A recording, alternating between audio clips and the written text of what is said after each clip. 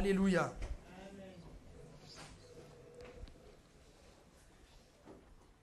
Voilà, pour ceux qui étaient là il y a 2 semaines, nous avons commencé à parler justement du bonheur. Avec cette question, il est où le bonheur? Question intéressante. Et nous avons bien sûr voulu trouver la réponse dans la parole de Dieu. Et je vais relire simplement avec vous le texte qui nous a servi de base pour la réponse à cette question. Alors je lis avec vous dans le livre de l'Ecclésiaste, au chapitre 2, et du verset 1er jusqu'au verset 11. Je vais lire dans la version français courant. D'accord? Donc ça va s'afficher sur le mur, vous verrez que les mots ne sont pas les mêmes, mais le message, bien sûr, reste identique. Voici ce que dit l'Ecclésiaste, le sage. « Je me suis dit, voyons ce que valent les joies de la vie. Découvrons ce qu'est le bonheur. Eh bien, cela aussi part en fumée. Le rire est insensé. La joie, à quoi rime-t-elle? J'ai décidé de tester les effets du vin tout en restant maître de moi-même. J'ai pris le parti de la folie pour voir ce que les humains trouvent de si bon à faire sous le soleil pendant le temps de leur vie. J'ai entrepris de grands travaux, je me suis construit des maisons, j'ai planté des vignes. Je me suis aménagé des jardins, des parcs, j'y ai planté toutes sortes d'arbres fruitiers. Je me suis creusé des réservoirs pour arroser une forêt de jeunes arbres. Je me suis procuré des serviteurs, hommes et femmes, en plus de ceux que j'avais déjà. J'ai eu du gros et du petit bétail en plus grand nombre que tous ceux qui ont vécu à Jérusalem avant moi. J'ai amassé de l'argent et de l'or, les trésors des rois et ceux des provinces. Je me suis acquis des chanteurs et des chanteuses, et, comble des délices, un grand nombre de femmes. Je devins quelqu'un de puissant, bien plus que tous ceux qui ont vécu avant moi à Jérusalem. Mais je restais lucide. Je ne me suis rien refusé de ce que je désirais. Je ne me suis privé d'aucun plaisir. J'ai profité de tous mes travaux et j'ai eu ma part des joies qu'ils pouvaient donner. Alors, j'ai considéré toutes mes entreprises et la peine que j'avais eue à les réaliser. Et voici sa conclusion. Eh bien, tout cela n'est que fumée. Autant courir après le vent. Les humains ne tirent aucun profit véritable de leur vie sous le soleil. Amen. J'ai envie de dire triste constat. Pour quelqu'un qui a commencé son discours avec cette question, mais qu'est-ce que c'est que le bonheur? On découvre dans ce passage que cet homme, l'Ecclésiaste, Salomon, le sage, eh bien, était un jeune homme qui avait de grandes responsabilités. Il devait régner sur le peuple d'Israël. Et lorsque le Seigneur lui a demandé « Que veux-tu que je te donne ?» On en parlait il y a justement 2 semaines. Au lieu de demander la gloire, au lieu de demander la richesse, au lieu de demander la réussite, les victoires sur ses ennemis et toutes ces choses, il a dit « Seigneur, donne-moi ta sagesse, parce que je vais devoir régner sur ton peuple avec sagesse. » Et Dieu va lui répondre « Puisque tu n'as pas demandé toutes ces choses, je vais te donner la sagesse, et en plus de la sagesse, je vais te donner ces choses. » Donc, il a eu effectivement beaucoup de richesses. Il était jeune, et à un moment donné, il s'est dit « Je veux découvrir le vrai bonheur. » Il s'est servi bien sûr de tous ses biens, de tout l'argent qu'il avait, pour faire toutes sortes de choses. Et là, on en a un listing. J'imagine qu'il a pu voyager, j'imagine qu'il a pu s'offrir tout ce qu'il désirait. Alors à l'époque, les Porsche, les Ferrari, les Lamborghini, ça n'existait pas. Mais il y avait certainement de belles choses aussi. Il n'y a rien de nouveau sous le soleil. Il s'est fait plaisir, comme on dit. Il ne s'est rien empêché. Tout ce qu'il désirait faire, il a pu le faire. Et à la fin, il dit tout ça, c'est poursuite du vent. C'est vanité, ça ne sert à rien. Et à partir de là, je vous ai dit que j'aimerais voir la vie de 3 personnes 3 personnages des Écritures qui aussi ont poursuivi le bonheur, mais qui avaient perdu ce qui était le plus important, l'essentiel. On a vu, il y a 2 semaines, d'abord cet homme qui est appelé l'insensé dans les Écritures. Un homme d'affaires qui avait réussi, qui avait beaucoup de biens. Il avait une entreprise florissante. Il avait beaucoup de biens et il voulait en amasser encore plus. Il avait un grenier rempli de trésors et il a dit « Je veux construire un grenier encore plus grand pour avoir encore plus de trésors et profiter maintenant. » C'était un jeune retraité. Il a bossé toute sa vie. Je ne sais pas si à l'époque c'était 63, 65 ans ou j'en sais rien. Mais il a bossé toute sa vie. Et quand ça y est, il a bien bossé, il dit « Ça y est, j'ai assez d'argent. Maintenant, je vais profiter. » Ok ? Je vais profiter de tous mes biens. J'ai amassé mon trésor, j'ai ouvert mon PEL, mon compte en banque et tout ce que je veux. Maintenant, je profite. Et la Bible nous dit que le Seigneur va venir et lui dire « Insensé, cette nuit même, ton âme te sera redemandée. Et tout ce que tu as amassé, pour qui cela sera-t-il » On était en train de faire une visite cet après-midi avec Charles et Huguette chez un couple maghrébin. Et je leur disais, vous savez, on a beaucoup à apprendre les uns des autres. Amen.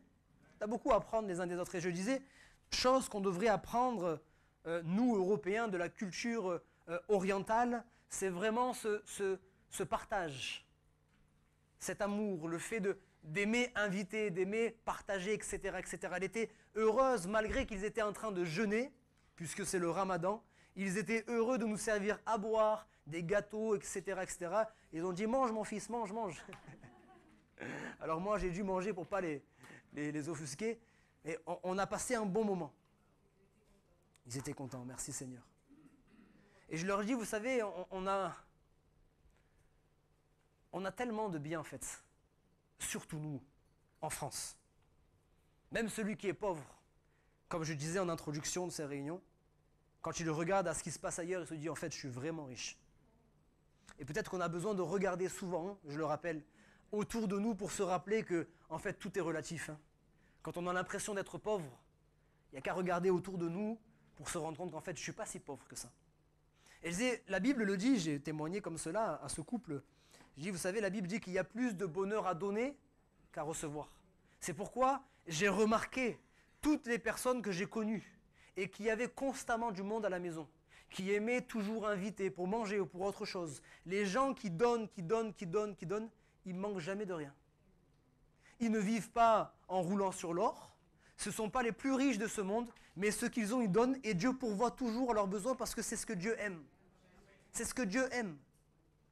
Parce que sinon, et c'est ce que ce monsieur va répondre, il dit, mais de toute manière, si on garde toutes ces choses, à quoi ça va servir ? Autant la nourriture, elle finit par se gâter et puis on jette. Et puis l'argent va partir, ça va servir à rien.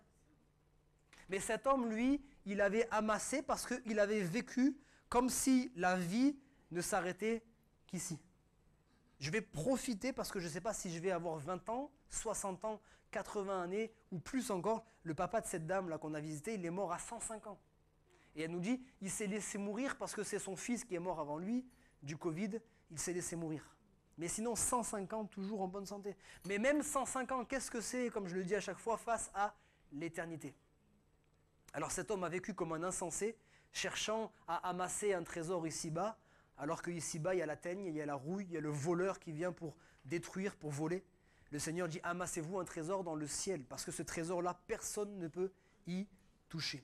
Amen. Et ce soir, j'aimerais voir avec vous un deuxième personnage plutôt, une deuxième personne. On l'appelle la Samaritaine. On trouve son récit dans l'évangile de Jean, donc le 4e évangile dans le Nouveau Testament, évangile de Jean chapitre 4, et nous allons faire une lecture ensemble du verset 4 jusqu'au verset 15.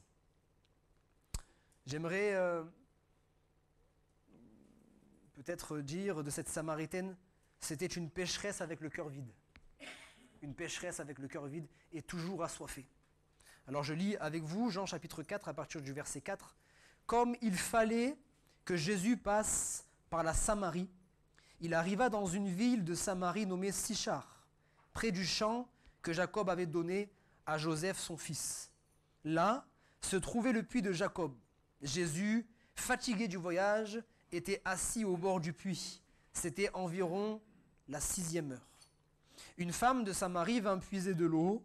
Jésus lui dit « Donne-moi à boire », car ses disciples étaient allés à la ville pour acheter des vivres. La femme samaritaine lui dit « Comment toi, qui es juif, me demandes-tu à boire, à moi qui suis une femme samaritaine ?» Les Juifs, en effet, n'ont pas de relation avec les Samaritains. Jésus lui répondit « Si tu connaissais le don de Dieu, et qui est celui qui te dit « Donne-moi à boire », tu lui aurais toi-même demandé à boire, et il t'aurait donné de l'eau vive. « Seigneur, lui dit la femme, tu n'as rien pour puiser, et le puits est profond. D'où aurais-tu donc cette eau vive ? Es-tu plus grand que notre père Jacob, qui nous a donné ce puits, et qui en a bu lui-même, ainsi que ses fils et ses troupeaux ?» Jésus lui répondit, « Quiconque boit de cette eau aura encore soif. Mais celui qui boira de l'eau que je lui donnerai n'aura jamais soif. Et l'eau que je lui donnerai deviendra en lui une source d'eau qui jaillira jusque dans la vie éternelle. » La femme lui dit, « Seigneur, donne-moi de cette eau, afin que je n'ai plus soif et que je ne vienne plus puiser ici. Amen. » La rencontre de Jésus avec, comme je le disais, cette femme pécheresse, c'est le texte qui nous le montre, qui nous le révèle un peu plus tard. Cette femme qui avait eu plusieurs maris, qui, bien évidemment, s'était séparée à chaque fois et qui vivait aujourd'hui dans le concubinage. C'est-à-dire qu'elle était avec un homme qui n'était pas son mari. Elle avait des relations avec cet homme en dehors du mariage. Une femme qui avait une tellement mauvaise réputation qu'elle était obligée d'aller puiser de l'eau en plein milieu de la journée. Vous arrivez facilement à vous imaginer un petit peu la scène, le paysage. Ils allaient puiser de l'eau avec leur seau. Ils allaient certainement au matin, lorsqu'il faisait encore frais, lorsque le soleil ne tapait pas encore. Toutes les femmes partaient tôt le matin ou un peu plus tard dans la soirée, lorsque la chaleur était moins pesante. Mais cette femme ne pouvait pas aller puiser de l'eau avec les autres femmes parce qu'on se moquait d'elle, parce qu'on la critiquait, parce que c'était une pécheresse et parce qu'on ne voulait pas avoir de rapport avec elle. On l'a repoussée, on l'a rejetée. Mais rien n'arrive jamais par hasard. Ce jour-là, lorsqu'elle vient puiser de l'eau, alors qu'elle a l'habitude de croiser personne en plein midi, en plein cagnard, elle croise personne, ce jour-là, elle va croiser le Fils de Dieu, le Sauveur, le Messie. Il vient, il s'assoit et il va lui demander « Donne-moi de l'eau ». Et la première réaction de cette femme, c'est une question. Comment toi, qui es juif, me demandes-tu, à moi qui suis une femme samaritaine, de l'eau ? C'est quelque chose qui bouleversait son entendement, qui bouleversait sa logique. C'est quelque chose qui allait à l'encontre de ce qu'elle avait l'habitude de voir. Parce qu'on l'a lu, les Juifs et les Samaritains ne s'aimaient pas. Ils ne se côtoyaient pas. Les Juifs se croyaient au-dessus des Samaritains et vice-versa. Il y avait du mépris, surtout de la part des Juifs envers les Samaritains. Et on connaît les relations qu'il y avait entre les hommes et les femmes autrefois. Donc comment un homme s'adresse à une femme, comment un juif s'adresse à une samaritaine? Elle pose cette question. Et les trois personnages que nous allons voir, on a vu déjà le premier personnage, l'insensé. Il a posé lui-même une question, mais une question tellement égoïste. Les questions, ce n'est pas interdit. On a le droit de poser des questions à Dieu. Mais il faut savoir encore l'importance de la question. Est-ce que c'est une question vraiment essentielle ? Est-ce que c'est une question vraiment importante ? Est-ce que la réponse à cette question va changer ma vie ou bien est-ce que cette question-là, elle est juste vaine ? Cet homme, l'homme insensé, il a posé une question. Il a dit, que ferais-je ? Mais que ferais-je pour moi ? Que ferais-je pour augmenter encore plus mes biens ? Que ferais-je pour devenir encore plus riche ? Il ne se souciait pas de que ferais-je pour Dieu ? Il ne se souciait pas de que ferais-je pour mon prochain ? Il voulait juste s'enrichir lui-même. Et cette femme aussi va poser cette question. Comment toi, qui es juif, me demandes-tu, à moi qui suis une femme samaritaine, de l'eau ? Quelqu'un peut-être peut se poser cette question ce soir. Comment ce Dieu vivant et vrai, ce Dieu tellement grand, ce Dieu saint, ce Dieu d'amour, comment ce Dieu tout-puissant peut-il s'intéresser à moi, si misérable créature que je suis ? Pécheur et pécheresse que je suis, Je ne suis tellement rien, je suis insignifiant, ma vie n'est qu'une vapeur. Comment Dieu pourrait-il s'intéresser à moi? Je lis pour vous Proverbes chapitre 8, versets 3 et 4. Quand je contemple les cieux, ouvrage de tes mains, la lune et les étoiles que tu as créées, qu'est-ce que l'homme pour que tu te souviennes de lui? Et le Fils de l'homme pour que tu prennes garde à lui? Et le psaume 144, versets 3 et 4 nous dit la même chose. Éternel, qu'est-ce que l'homme pour que tu le connaisses? Le Fils de l'homme pour que tu prennes garde à lui. L'homme est semblable à un souffle, ses jours sont comme l'ombre qui passe. Comment est-ce possible qu'un Dieu si grand s'intéresse à moi? Encore plus, comment est-ce possible, s'il me connaît vraiment, comment est-ce possible qu'il m'aime? Et souvent je le dis, comprendre l'amour de Dieu c'est impossible. Comprendre l'amour de Dieu avec notre esprit là, c'est impossible. Si vous le comprenez, c'est que vous considérez que vous le méritez, mais on ne mérite pas l'amour de Dieu. On l'accepte simplement.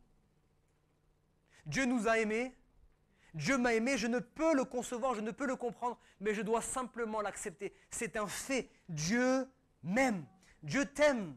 Dieu t'aime. Alléluia. Est-ce que quelqu'un peut dire amen à ça? Dieu t'aime. Dieu aime chacun d'entre nous. Il nous aime d'un amour éternel qui ne varie jamais. Son amour pour nous ne varie pas selon les circonstances. Il ne varie pas selon qu'on fasse le bien ou non. Il nous aime. Maintenant, bien évidemment, puisqu'il nous aime, il veut être en communion avec nous. Et pour être en communion avec nous, il faut qu'on soit débarrassé de notre péché. C'est nos transgressions, nos iniquités qui mettent une séparation entre lui et nous, qui nous empêchent de recevoir l'exaucement de nos prières, parce que la Bible dit que Dieu n'exauce pas le pécheur. Il exauce le pécheur, oui, mais qui a été justifié, qui a été pardonné. Lorsque je confesse mon péché, la Bible dit dans 1 Jean chapitre 1 verset 9, il est fidèle et il est juste pour nous pardonner et pour nous purifier de toute iniquité. Jésus va lui dire à cette Samaritaine, à cette pécheresse, si tu connaissais. Et c'est la question qu'il pose à chacun d'entre nous ce soir encore. Connais-tu vraiment le Seigneur? Connais-tu vraiment sa parole? Je parlais avec un homme hier. J'ai eu un entretien avec lui dans le bureau et sa démarche n'était pas une démarche humble. Il voulait m'imposer sa manière de voir les choses. Il voulait m'imposer sa doctrine, sa foi. Il est venu en disant, non mais moi je vais vous expliquer comment ça marche. Alors je l'ai laissé parler. Explique-moi. Et puis ma première question, c'était juste, c'est écrit où ça? Alors ça l'a un peu embarrassé. Mais oui, c'est écrit où? Je ne sais pas, je l'ai déjà entendu parler, mais tu es en train de me donner avec assurance des versets qu'apparemment tu as entendus, mais tu n'as même pas pris la peine de vérifier si c'est vraiment écrit, et encore plus de vérifier où c'est écrit et dans quel contexte c'est écrit. Parce que c'est trop facile de prendre un verset et de le sortir de son contexte. Est-ce que tu connais vraiment la parole de Dieu? Est-ce que tu connais sa volonté pour ta vie? Ou est-ce que tu mènes ta vie comme tu le désires? Tu fais ce que tu veux, quand tu veux? Est-ce que tu es quelqu'un qui te lève le matin en disant « Seigneur, qu'est-ce que tu veux pour moi? Qu'est-ce que tu veux pour ma famille?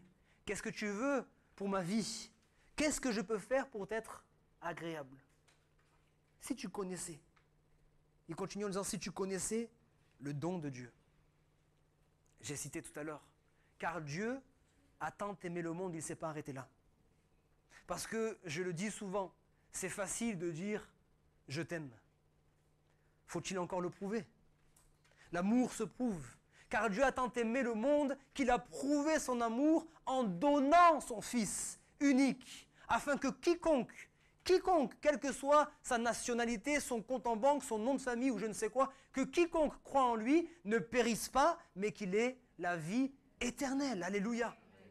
Dieu a aimé et Dieu a donné. Il n'a pas attendu qu'on soit tous repentis. Il n'a pas attendu qu'on soit tous des hommes pieux, des femmes pieuses, mais il a donné son Fils unique alors que nous étions encore des pécheurs. Nous étions encore éloignés de lui. Dieu a donné son Fils unique. La Bible dit que le bon berger, à savoir Jésus-Christ, le bon berger donne sa vie pour ses brebis. Alléluia. Le voleur, il vient pour voler, pour égorger et pour détruire. Mais le Seigneur, il est venu pour donner sa vie. Il est venu pour donner sa vie. Et quand il est parti, il a voulu encore nous donner quelque chose. Il dit, je m'en vais, je pars. Alors bien évidemment, ceux qui avaient marché avec lui pendant 3 ans étaient complètement abattus, complètement découragés. Mais il a dit, je vous laisse ma paix, je vous donne ma paix. Non pas comme le monde donne, je vous donne ma paix. C'est pas parce que vous le méritez, mais je vous la donne parce que je veux rester avec vous, je veux demeurer avec vous. Si je ne suis pas en vous, la paix ne restera pas. C'est pas de la magie, c'est pas quelque chose qu'on donne comme ça. Si je reste avec vous, la paix restera avec vous. Il a dit, je serai avec vous tous les jours jusqu'à la fin du monde. Si tu connaissais le don de Dieu et qui te dit, donne-moi de l'eau, tu lui aurais toi-même demandé. Et ça, c'est la bonne nouvelle de l'Évangile. Un Dieu accessible. Un Dieu, c'est vrai, 3 fois saint. Un Dieu qui a son trône dans le ciel. Un Dieu qui est tout puissant. Un Dieu qui contrôle toutes choses. Il contrôle l'univers, il contrôle chacune de nos vies. Mais un Dieu qui est accessible. Là où la religion nous dit, pour trouver mon Dieu, il faut que tu fasses un pèlerinage, il faut que tu fasses telle chose, il faut que tu fasses tant de prières, il faut que tu mérites par les actions, par les œuvres. Le Seigneur, il dit, si tu crois, approche-toi avec un cœur sincère, avec un cœur humble. Approche-toi en disant, Seigneur, je suis conscient que je ne mérite rien. Je ne vais pas me donner pour ce que je ne suis pas, je ne mérite rien. Mais j'ai besoin de toi, Seigneur. J'ai besoin de toi parce que je sais que tu as entre tes mains tout ce dont j'ai besoin. Je sais que tu es capable de changer ma situation. Parce que ma situation là, il n'y a aucune solution humaine. Il n'y a que toi qui peux faire quelque chose. On était avec ce couple et la dame elle disait, moi ça fait des années que je suis malade et les médecins ils peuvent rien faire. Et c'est compliqué parce qu'à chaque fois que je vais voir un médecin, il m'apporte encore plus de mauvaises nouvelles. C'est mauvaise nouvelle sur mauvaise nouvelle sur mauvaise nouvelle. Et on a témoigné encore en disant, mais nous on n'est pas contre la médecine. Parce que la médecine, eh bien, dans certaines situations, est capable soit de soulager et certaines fois même de guérir certaines de nos blessures. Mais la médecine, elle est limitée. Et quand la médecine, elle est limitée, celui qui n'a pas Christ, il est complètement perdu. Il ne peut pas aller plus loin, il n'a plus aucun espoir. Mais celui qui a Christ, il dit, c'est pas grave si les médecins ne peuvent rien faire pour moi, le divin médecin, il pourra faire quelque chose pour moi. Parce qu'à lui, rien n'est impossible. Il ne s'occupe pas du nom de ma maladie. Vous savez, je rigole parce que certaines fois, lorsqu'on fait l'appel et que les gens s'approchent sur le devant pour qu'on prie pour eux et qu'on leur demande c'est quoi ce que vous désirez, c'est quoi ce que vous demandez, ils nous disent des noms de maladies, et bien moi je ne le répète pas parce que j'ai rien compris. Hein. Rien que le nom de la maladie m'a donné mal à la tête. Alors je dis, Seigneur, tu connais le nom, tu connais ce que c'est, tu sais d'où ça vient, tu guéris maintenant, alléluia. Quel que soit le nom de cette maladie, je le répète, le nom de Jésus-Christ est au-dessus de ce nom, à lui soit toute la gloire, alléluia.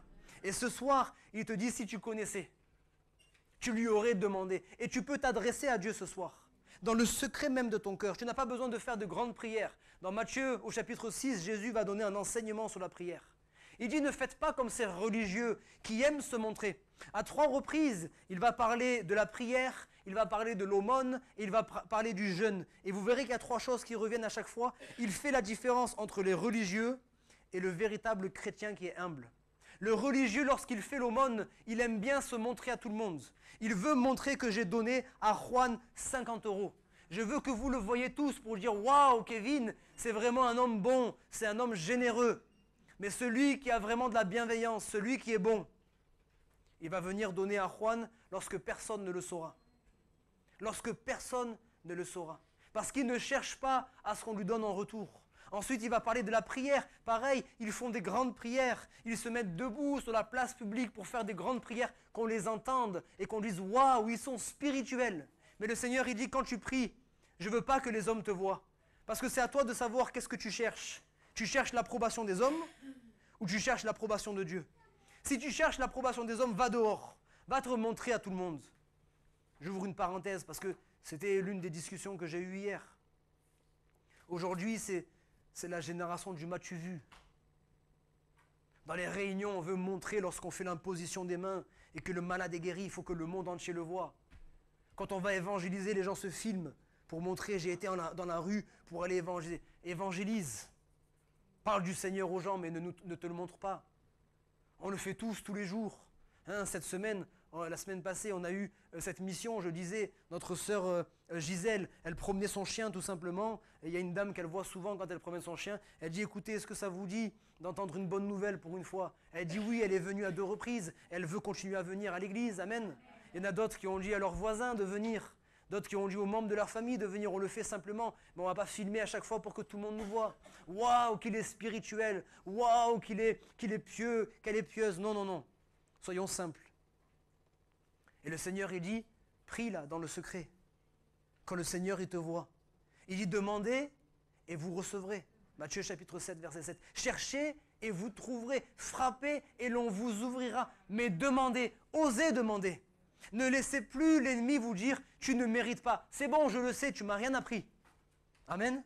Moi, quand l'ennemi vient pour me dire, Kevin, tu es un pécheur, je dis, ben merci, j'ai pas besoin de révélation pour ça. Je sais que je suis un pécheur. Je suis pasteur pécheur. Pécheur d'âme, mais pécheur aussi. Je suis pécheur, tu m'apprends rien. Mais lorsque je viens devant le Seigneur, je ne viens pas devant le trône du mérite pour dire, vois quel homme pieux je suis, je mérite que tu guérisses, je mérite que tu fasses ceci, je mérite que tu fasses cela. Je m'approche du trône de la grâce. Et la grâce, c'est, je sais que je ne mérite pas, Seigneur, mais je sais que tu m'aimes. Et je sais que tu veux mon bien. Et Seigneur, tu veux me sortir de ma situation. Si je suis dans l'erreur, tu veux me ramener dans la bonne voie. Si je suis, eh bien c'est vrai, dans le mensonge, tu veux me ramener dans la vérité. Si je suis dans les ténèbres, tu veux me ramener dans la lumière, Seigneur. Alors Seigneur, s'il te plaît, réponds à la prière. Ce soir même, on peut s'adresser à Dieu. Quiconque peut s'adresser à Dieu dans le secret de son cœur. Et Dieu va entendre. Et Dieu va répondre. Amen. Dieu va répondre à la prière. Et cette femme va raisonner. Elle va lui dire, mais Seigneur, tu veux me donner de l'eau, mais tu n'as rien à puiser. C'est logique quand même. Vous savez, des fois, la foi, elle va contre notre logique. Ça ne tient pas la route.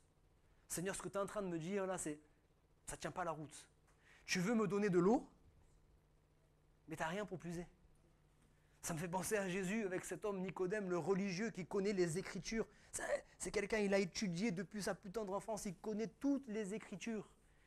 Et le Seigneur lui dit, il faut que tu naisses de nouveau. Mais, Seigneur, je n'arrive pas à comprendre ce que tu es en train de me demander là. Il va falloir que je retourne dans le ventre de ma mère pour naître à nouveau. Ça dépasse notre entendement.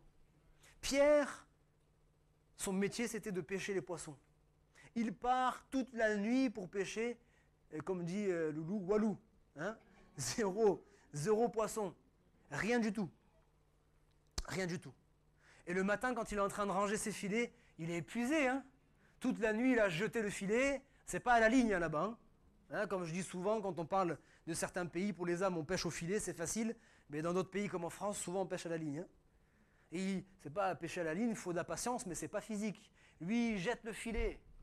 Il attend, il espère, il tire le filet, et il n'y a rien, il replie, il rejette, toute la nuit il a fait ça. Le matin arrive, il est fatigué, il est exténué. Et le Seigneur lui dit, tu peux me prêter ta barque là juste un peu? Seigneur, tu ne peux pas demander à quelqu'un d'autre là s'il te plaît? J'ai envie de rentrer chez moi là, je suis découragé, j'ai pas envie. Prête-moi ta barque, je veux juste prêcher l'évangile un instant. Et puis il va prêcher. Il dit, éloigne-toi un petit peu de terre. Il va s'éloigner. Et après avoir prêché, il va dire, maintenant jette ton filet. Mais Seigneur, c'est pas logique ce que tu me dis. Je ne peux pas pêcher en plein milieu de la journée. En plein milieu de la journée, les poissons, voilà, avec la lumière, avec le bruit, avec le remue et tout ça, les poissons, ils s'échappent. Si j'ai rien pêché cette nuit, c'est sûr, je ne pêcherai rien aujourd'hui. Et après avoir raisonné, comme on le fait tous, hein, il dit, mais sur ta parole, parce que tu as dit quelque chose, parce que tu es le Dieu vivant et vrai, parce que ta parole, elle est vérité, parce que ta parole, elle est vie, parce que ta parole, elle a la puissance de créer ce qui n'existe pas. Ou comme dit notre frère souvent, de recréer ce qui n'existe plus. Parce que tu l'as dit, sur ta parole, je jetterai le filet. Et il va jeter le filet. Et le miracle va s'opérer. Tant de raisonnements.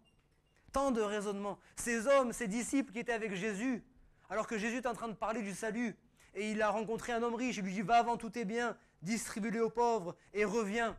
Et le jeune homme riche, il part tout triste. Et le Seigneur va prendre la parole et leur dire, il est plus difficile pour un chameau d'entrer, pour un riche d'entrer dans le royaume des cieux que d'un chameau d'entrer dans le trou d'une aiguille. Et donc dans ce cas-là, ils vont dire, mais qui peut être sauvé? C'est trop dur ce que tu nous demandes. La barre, tu l'as mis trop haute, Seigneur. Les standards, ils sont trop hauts. Qui peut être sauvé? Et le Seigneur va répondre, désolé, hein, À l'homme, cela est impossible. Mais à Dieu, tout est possible, alléluia. À l'homme, cela est impossible. Vous ne pouvez pas être sauvé par vous-même.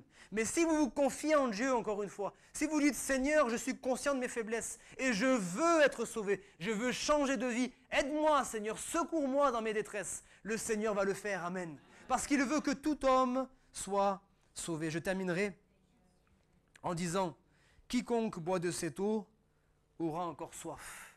Quiconque boit de cette eau aura encore soif. Et comme je le disais tout à l'heure, on a bu à tellement de sources, on a bu à tellement d'eau. C'est pas vrai? On l'a tous fait. On a tous couru à toutes sortes de sources. Et ces eaux-là, c'est vrai que sur le moment, ça nous rassasie. Mais ça étanche pas notre soif.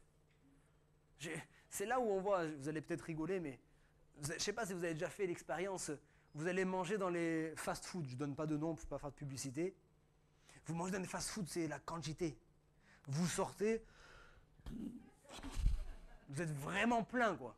Vous êtes vraiment plein. Mais une demi-heure après, vous avez encore faim. Vous avez remarqué ou pas? Une demi-heure après, c'est comme si ça s'est envolé. Mais quand vous allez manger dans un bon restaurant, vous mangez un plat équilibré, peut-être que sur le moment, vous ne vous sentez pas aussi lourd que dans un fast-food, mais par contre, ça tient. Amen. C'est la même chose spirituellement avec l'eau de ce monde. L'eau de ce monde, là, sur le moment, on est heureux. Combien de fois, je le dis, c'est vrai, lorsque j'étais dans le monde et que je volais, ça me procurait du plaisir. J'étais heureux parce que j'avais l'impression de m'enrichir. Mais à force de voler, j'ai jamais été aussi pauvre. J'ai jamais été aussi pauvre. Je faisais que voler, j'avais l'impression de m'enrichir, mais le voleur était volé. J'allais en soirée, j'allais en boîte de nuit et je buvais. Et je dansais, je m'amusais, etc. J'avais l'impression d'être heureux. Je passais un bon moment avec mes amis. On s'amusait, on ne se souciait pas de la vie, on ne se souciait pas du lendemain. On faisait tout ce qu'on avait à faire. Mais vous savez quoi? Je le dis en rigolant. Mais quand je rentrais chez moi, mes amis n'étaient plus là. Hein. La musique était coupée, j'étais sur mon lit. Et je me disais, ma vie elle est toujours aussi misérable. Il n'y a rien qui a changé. Pire encore, j'ai la culpabilité maintenant parce que je sais que je n'ai pas fait quelque chose qui plaît à mes parents, je n'ai pas fait quelque chose qui plaît à ma fiancée, etc. etc. Je me levais le lendemain matin et j'étais encore plus sale. Il y a tellement de choses dans ce monde. L'alcool, la drogue, tout ce que le monde a à nous proposer, ça nous fait tellement de bien sur le moment. Cette jeune à qui j'ai parlé, on a prié dernièrement pour elle, Karen. Elle me disait, c'est terrible parce que je suis tellement dans la misère. Et je sais qu'il y a une fausse solution, mais une solution qui est à portée de main. Et quand je vais vers cette solution-là, ça me fait du bien, pasteur. Je ne vais pas vous mentir, quand je prends mon rail de cocaïne, sous le moment, ça me fait du bien. Ça me fait oublier tous mes soucis. Quand je vais un peu trop, je suis trop speed, je prends l'héroïne et ça me fait redescendre et je suis bien. C'est la facilité, c'est rapide, c'est la drogue, ça procure un plaisir sur le moment. Mais la chute après, elle est terrible. Elle est terrible parce que mes problèmes n'ont pas changé. J'ai fait qu'en rajouter d'autres encore. J'ai déçu mes parents, j'ai déçu le Seigneur, je me suis déçu moi-même et je me sens encore plus brisé, encore plus sale. Le Seigneur, il dit à partir de ce soir, les choses peuvent changer. À partir de ce soir, si tu es fatigué de courir à toutes les sources de ce monde, tu peux venir à moi, Jésus-Christ. Parce que lorsque tu as Jésus-Christ, tu n'as plus besoin de rien. Et je le dis à chaque fois, quand j'ai rencontré Jésus, moi j'habitais dans le centre de la France. Et comme je dis, je n'étais pas celui qui suivait, j'étais plutôt le premier à faire les bêtises. Hein. Alors je suis rentré et mes collègues ils m'attendaient, ils disaient « Oh, on ne sort pas ce soir ?» « Non, pas ce soir. Demain. On ne sort pas ? Non, pas demain. » Et au bout d'un moment, il dit « Qu'est-ce que tu as toi ? Tu es parti à Nice, en 2 mois, ça y est, tu as changé ? J'ai plus envie. Mais viens, on va en boîte. J'ai plus envie. Mais qui c'est qui t'interdit d'aller en boîte ? T'as trouvé une nouvelle religion ? On t'interdit ? Il n'y a personne qui m'interdit. Je suis loin de Nice. Mon pasteur, il était à Nice. Tous les chrétiens que je connaissais étaient à Nice. Maintenant, j'étais dans le centre de la France, pas un seul chrétien. Je fais ma vie comme je veux. Je fais ma vie comme je veux. Personne ne voit, personne ne le sait. Mais j'ai plus envie. J'ai trouvé Jésus. Amen. Si tu veux le bonheur, le vrai bonheur, laisse entrer Jésus dans ton cœur. Et quand j'ai trouvé Jésus, ça me disait, personne ne m'a interdit d'aller en boîte. Personne ne m'a interdit de boire de l'alcool, personne ne m'a interdit de faire quoi que ce soit. Mais quand j'ai trouvé Jésus, j'étais tellement comblé que tout ça là, gardez ça pour vous, moi j'ai plus besoin. Amen. Tu lui aurais donné, tu lui aurais demandé toi-même, et il t'aurait donné de l'eau vive, de l'eau vive. L'eau que je te donnerai jaillira, alléluia, jusque dans la vie éternelle. Amen. Alléluia.